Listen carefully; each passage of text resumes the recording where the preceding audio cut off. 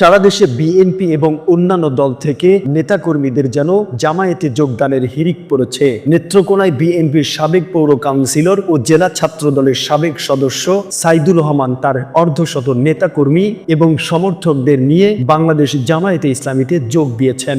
শনিবার বিকেলে সদর উপজেলার আমতলা ইউনিয়নের বিশ্বনাথপুর বাজারে আয়োজিত এক পথসভায় এই যোগদান কার্যক্রম সম্পন্ন হয়। এ সময় তাদের ফুলের মালা পরিয়ে বরণ করে নেন নেত্রকোনা ২ আসনে জামায়াত মনোনীত সংসদ সদস্য প্রার্থী মাওলানা এনামুল হক। পথসভায় প্রধান অতিথির বক্তব্যে মাওলানা এনামুল হক বলেন, বিগত ১৭ বছর আমরা অত্যাচার নির্যাতনের শিকার হয়েছি।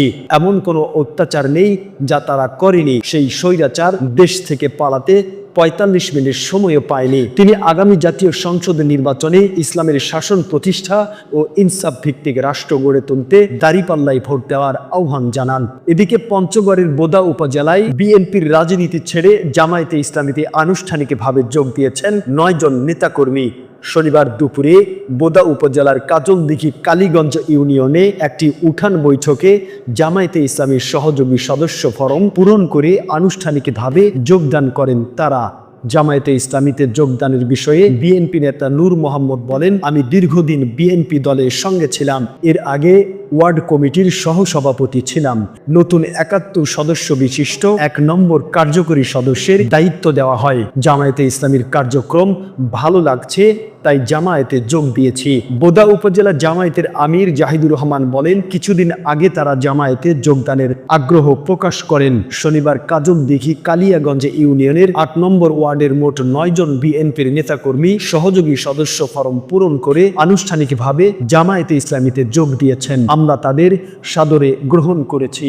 এদিকে পিরোজপুরের নাজিরপুরে বিএনপি ও জাতীয় পার্টির রাজনীতি থেকে সরে এসে জামায়াতে ইসলামীর সহযোগী সদস্য হিসেবে আনুষ্ঠানিকভাবে দলটিতে যোগ দিয়েছেন ৩০ নেতাকর্মী।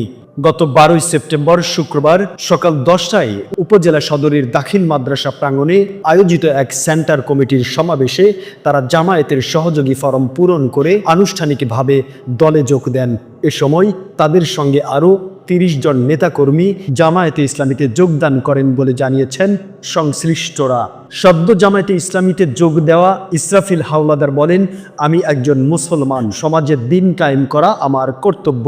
আমি চাই দেশে ইসলাম কায়েম হোক। জাতীয়তাবাদী দল বিএনপির আদর্শ ইসলামিক আদর্শে আদর্শিত নয় বিধায় উক্ত দল থেকে বের হয়ে আমি জামায়াতে ইসলামীতে যোগদান করলাম। সারা জীবন ইসলামকে ধারণ করে বেঁচে থাকতে চাই।